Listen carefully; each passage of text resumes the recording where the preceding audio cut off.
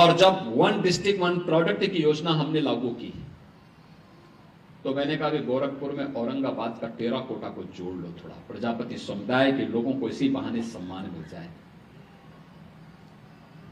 अखिलेश यादव ने कभी इनकी पीड़ा को समझा होता ना तो इतना बचकाना बयान नहीं देते। और इसीलिए कहते हैं, इसी के लिए कहा गया है ना कि गद्दी विरासत में मिलती है, बुद्धि नहीं मिलती है,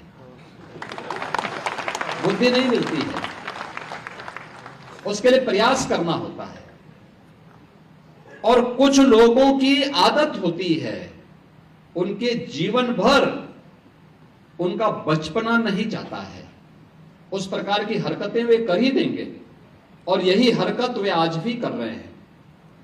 उन्होंने कहा दीप जलाने की आवश्यकता क्या है, यानी उनको दीपावली से नफरत है।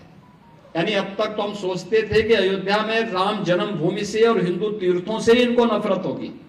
आप याद करिए, जब हमने ब्रज तीर्थ विकास परिषद का गठन किया था तो उन्होंने कहा था कि मैं सेफाई में दुर्योधन की मूर्ति लगाऊंगा।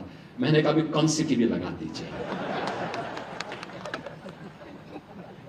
भाई हम तो भगवान कृष्ण की मथुरा को और वृंदावन को सजाएंगे, संवारेंगे, क्योंकि भाई हम लोगों के संस्कार है, ये हमारे संस्कार है। ये आपको कंस और दुर्योधन प्यारे हैं, आप उनकी लगाइए, ठीक बात है।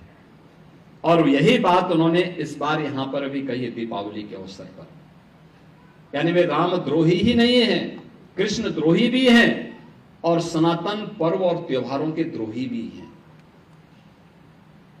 किस प्रकार का दोहरा चरित्र लेकर के लोग कार्य करते हैं, यही परिवर्तन है।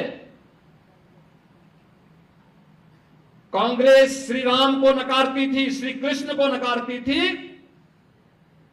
आज दुनिया अयोध्या में आकर के श्री राम जन्मभूमि में रामलला का दर्शन कर रही है और अभिभूत होती है। मैंने वह दृश्य देखा है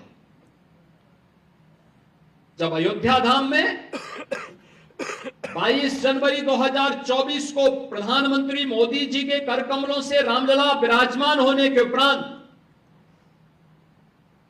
उस दिन समाज के अलग अलग नेतृत्व वर्ग ने अयोध्या धाम में दर्शन किया था, रामलला का दर्शन किया था।